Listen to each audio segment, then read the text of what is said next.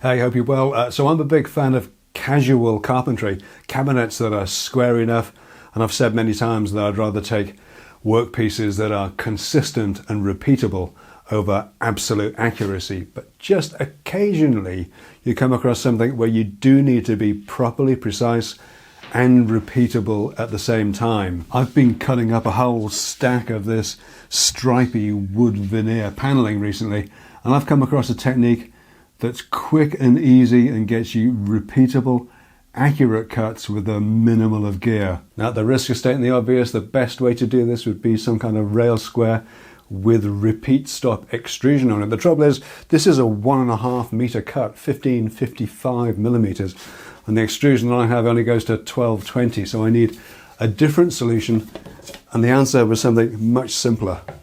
A tape measure. Not an ordinary tape measure though. I like to use these Swedish meter tape measures because I have this little leg that sticks out. They're intended for making internal measurements, but I use it just like a mobile, versatile story stick or rod. I just take the measure against the wall, against the height that it needs to be, and what it reads on the scale, it doesn't really matter because it's the actual length of the measure that I'll be using.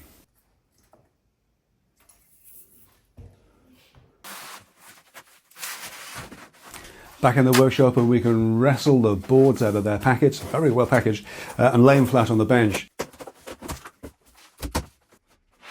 And use the tape measure in the usual way to reference off one edge of the workpiece. So there's nothing unusual in that, but this is where it gets to be a little bit different. Instead of making a pencil mark, we're just going to run a square, the biggest square you've got. This is the Bench Dog's precision triangle with a couple of bench dogs in it. We run the square up to the end of the tape measure. With the square in place, we can remove the tape measure and put it to one side.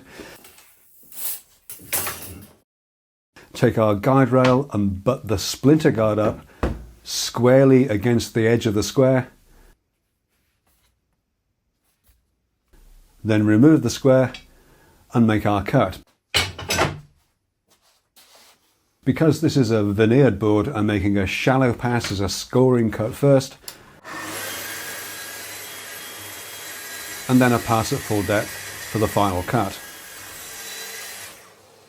And then we can repeat the process for as many boards as we need to cut, knowing that they'll all be identical size and absolutely square.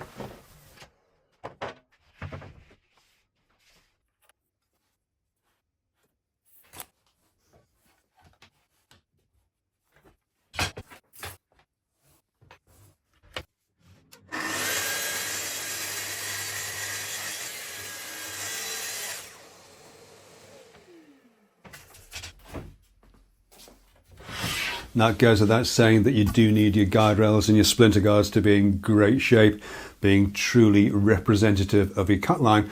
You don't want to go to all this time and trouble and expense on these pricey, stripy veneered panels just to mess it up by not having your splinter guard in the right place. But provided you've got these freshly trimmed or that you know that they're precise, this is a quick and easy way to get repeat cuts, especially on a board of this size, 1555 millimeter, these cuts over 5 feet long, on a board that's 8 foot long. As I said earlier, a guide rail square with the repeat stop is a great way for making smaller cuts, but something of that sort of size would be a little bit unwieldy in a space, in a workspace like this, when the panels themselves are difficult enough to move around. I've used this technique before on other things. The 10-Minute Workshop Plus members will have seen me use it to cut some shelves recently for some kitchen cabinets that I'm doing.